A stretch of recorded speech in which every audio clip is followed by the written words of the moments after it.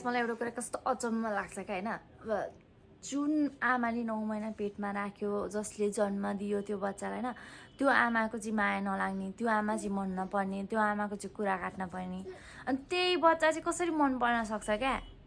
उसकै बच्चा चाहिँ पहिला बच्चा मन पर्नलाई उसको आमा मन पराउनु परेन नि, त्यसपछि पो बच्चा मनपर्छ त यार। आमालाई चाहिँ हेला गर्ने, आमालाई चाहिँ नराम्रो भन्ने मन नपर्ने अनि बच्चा चाहिँ मनपर्छ। अचम्म। मैले चाहिँ बाबालाई उता सिरानमा सुताइदिएँ, त्यहाँबाट पल्टेर यहाँ आइपुग्यो कि ब्ल्याङ्केट ओढाएको, कस्तो गर्मी भएछ। अनि यस्तरी ब्ल्याङ्केट झिक्दैछ, मजाले सुत्यो, कति मजाले सुत्यो, कस्तो माया लाग्दो सुत्यो कि।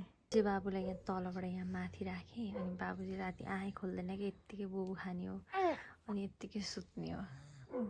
मडारिँदैछ, त्यहाँ माथि राखिदियो भनेर होला। अब बोबु खाएर यत्तिकै सुत्छ हो, अनि अब 2 घन्टापछि उठ्छ। मेरो हालत चाहिँ यस्तो छ गाई, यस्तो निद्रा लागेछ, तर बाबु उठिहाल्यो भने सुतेखेन क्या। अनि म दिउँसभरि सुत्न पाउँदिनँ क्या, बाबु धेरै बेर सुत्दैन। अनि एकछिन सुत्यो भने नि म लुगा धुन जान्छु कि केही काम गर्छु। अनि अहिले चाहिँ 11:30 भइसक्यो, मलाई यस्तो निद्रा लागेछ।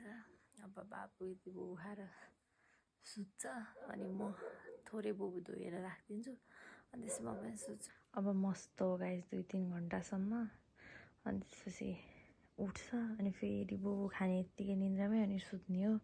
बाबा चाहिँ यता सुतिसक्छ, छोरो यतापट्टि, अब म कहाँ सुत्ने हो। 2जनाले खाटी कप्चा गाइस, म चाहिँ सुत्ने ठाउँै हुँदैन। बाबुलाई झन् यत्रो ठुलो खाट चाहिन्छ अहिले त, अनि हामी चाहिँ भुइँमा सुत्छौँ क्या, माथि खाट त छ तर सबै लुगा राखेर राख्छौँ यो खाटमा चाहिँ। बाबु लड्छ नि त, अब त पल्टिने भइसक्यो, अनि भुइँमा सुत्छ, भुइँमा लड्दैन। कति झिँगा क्या गाई, राति त सुत्नु नि, यो झिँगा राति पनि सुत्दैन भनेको। गाइस म चाहिँ अब सुतेको, गुड नाइट, भोलि बिहान भेटौँला।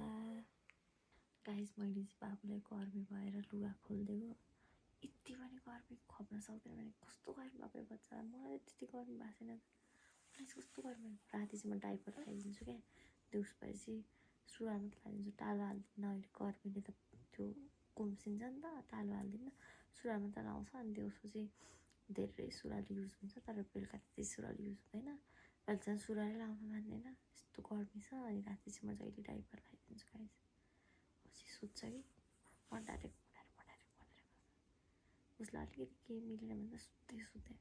मर्निङ गाइज, हामी चाहिँ उठिसक्यौँ, अनि मेरो बाबु नि उठिसक्यो। अहिले चाहिँ 8 बज्यो बिहानको, चाहिँ राति पनि कतिखेर उठेर खेलेर बसेर आफै सुतेको, अझ आए गर्दैछ।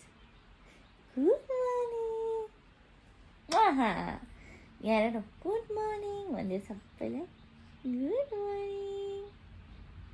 श्री कृष्ण गोविन्द हरे मुरारी, हे नाथ नारायण वासुदेव, श्री कृष्ण गोविन्द हरे मुरारी, हे नाथ नारायण वासुदेव, राधे राधे भन, राधे राधे। गाइस मैले त तेल लाएर पनि बोबो खाएर नि 1 घन्टा सुतेर नि उठिसकेँ भन्दियो, उठिसकेँ। मेरो हाँस्ने मुड छैन, म भर्खर उठेको भएर। अब मेरो मामु खाना हाल्नुहुन्छ। चाहिँ 1 बजिसक्यो, अब बाबु त्यही 20 मिनट सुत्छ होला, ऊ सुतुन्जेल चाहिँ म लुगासुगा सब धुन्छु। अनि त्यसै तन्ना नि हाल्नु छ, कि सबै झिकेर आज सफा गरिरहेको छु। अनि अब चाहिँ म बाबुलाई झोल राखिदिन्छु, अनि म जान्छु गाइस काम गर्नलाई।